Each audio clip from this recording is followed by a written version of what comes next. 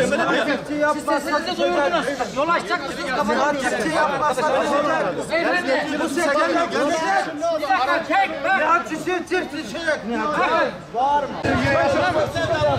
Burada başka insanlar aracına geçecek mi?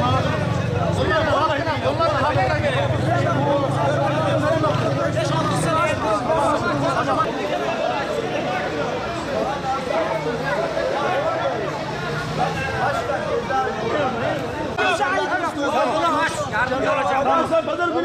Ben geleceğim. Geleceğim. Yolu aç. Yolu aç ben yardımcı olacağım.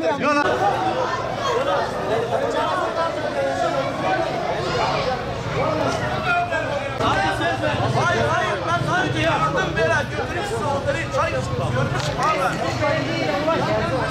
Evet ben yarın Ne istiyorsun sen onu söyle bana.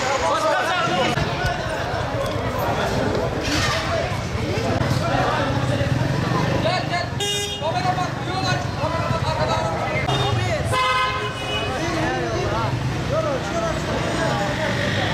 Şikayetimiz Büyükşehir'den. Öncelikle Büyükşehir. Büyükşehir Urfa'da kalması çok hata. En erken gitmesini istiyoruz. Şimdi Büyükşehir Urfa'ya hiç hizmet yapmadı. Köyler olsun, şehir olsun. Yani Urfa'nın büyük düşmanı Nihat Çiftçi şu an. Özellikle Eyüpiye bölgesi. Özellikle Eyüpiye belgesi. Özellikle Eyüpiye belgesine sıkıştırıyor.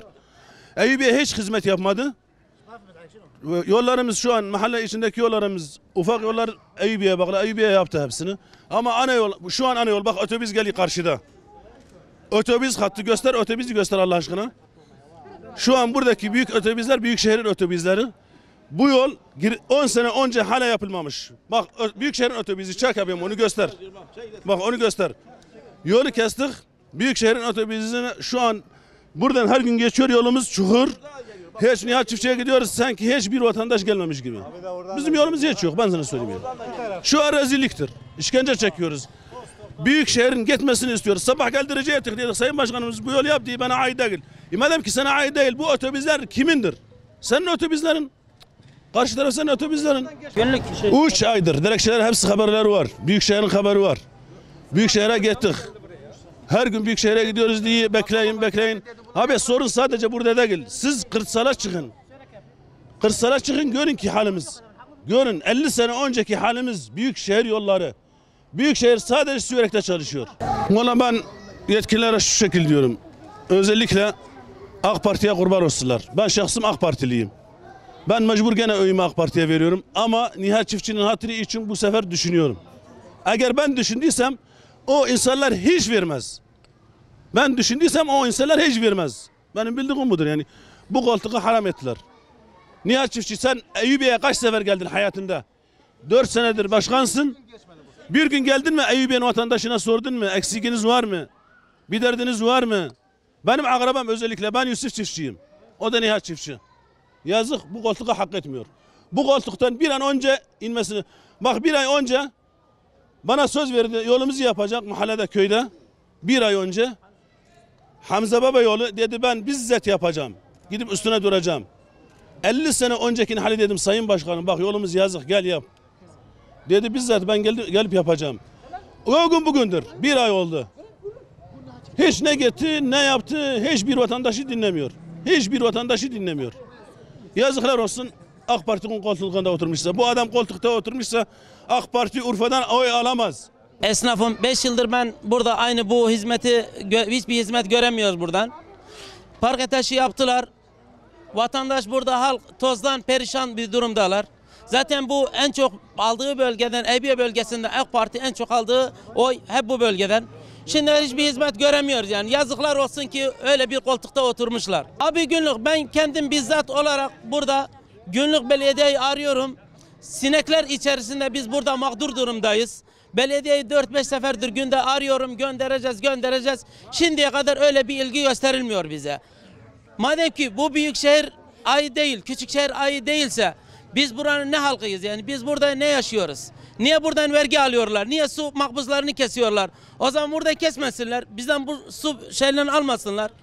Yazık günah yani. Şu an biz mağdur durumdayız. Bir an önce Nihat Çiftçi burada gelmesi lazım. Bu sorunlarımızı çözmesi lazım. Bu çözülmese biz buralarda her zaman böyle bir şeyler yapmak zorundayız. Eskiden 10-11 vekil alıyor AK Parti. Bundan eminim ya 3 ya 4 kişi alacak. Biz hepimiz burada AK Parti tarafındanız. Biz AK Parti'ye falan vermeyeceğiz. Evet, biz Sayın Cumhurbaşkanımızı çok severiz. Saygımız sonsuzdur ona. Ama Nihat Çiftçi için biz burada hiçbirisine bir oy vermeyeceğiz. Yazık yani günah. Millet burada mağdurdur. Mağdur durumda düşmüşüz yani. Hiçbir hizmet görmüyoruz burada. Hiçbir gün bir Nihat Çiftçi gelip buralarda bir dolaşım falan yapılmadı. Bir an önce gelip buralar sorunlarımızı çözmelerini istiyoruz. Yoksa biz her zaman bu şeyi yapmak zorundayız. Yolu keseriz. Madem ki yol onların değilse burada dolmuşların buradan geçmesin. Geçiş yapmasın. Şirketimiz şu an başımızda olan zatlar ilk başta Nihat Çiftçi. Şimdi benim düşüncem var. Şu an benim düşüncem diyeyim ki Nihat Çiftçi bugün kaç senedir hizmet yapıyor burada? 5 yıldır. 5 yılın içerisinde yani gel bir AB'nin sorunu sormadı. Sıkıntılarını sormadılar. Özellikle Karaköprü derken ben şehir içi nakliyesi yapıyorum. Şimdi Karaköprü, Yenişehir, Esentepe gibi yerler sabah akşam yıkanıyor kaldırımları. Kaldırımlar sabah akşam yıkanıyor. Esentepe, Yenişehir, Bahçelievler. Yani orası 1. sınıf insanlar. Eyüpiye halkına geldiği zaman 3. sınıf insanlar sayılıyoruz. Yani şimdi o kadar da yeter artık. Çıldırdık artık. Yani AK Partili demekten utanıyoruz yani. Bunlar AK Parti'den bir ilgisi yok. Mümkün değil yani. Özellikle Nihat Çiftçi. AK Parti'den bir ilgisi yok yani. Bunun mümkünatı yok yani. Kesinlikle. Ya burada sulama yok, temizleme yok, ilaçlama yok. Ha bu saatte gelip sulaması gerek değil mi? Gelip sulamıyor. Git Yenişehir, Esentepe orası sabah akşam sulanıyor. Yıkanıyor. Sulamayı da geç. Tertemiz yıkanıyor. Bir sulama istiyor. Sulama bile yok. Yıkamayı geç. Karaköprü'ye git. Karaköprü'nün köylerinin hepsi asfalt. Bizim Eyüpiye bölgesine geldi mi sıfır. 3. 4. sınıf insanız yani bak. Tamam komiserim. İşim bitince görüşelim olur mu? Tabii. Biz şimdi hallettik. Yola çıkalım trafiğe. Yol nasıl açalım abim? Sözümüzü. Sensin bugün 4 aydır artık. Görüşelim ondan sonra gene devam edersin de yapmak istiyorsan anladın mı? 4 aydır yani şimdi. Ramazan'da oruç trafiği açalım birazdan. Tamam biz artık Görüşelim ondan sonra ne yapıyorsan. görüşelim.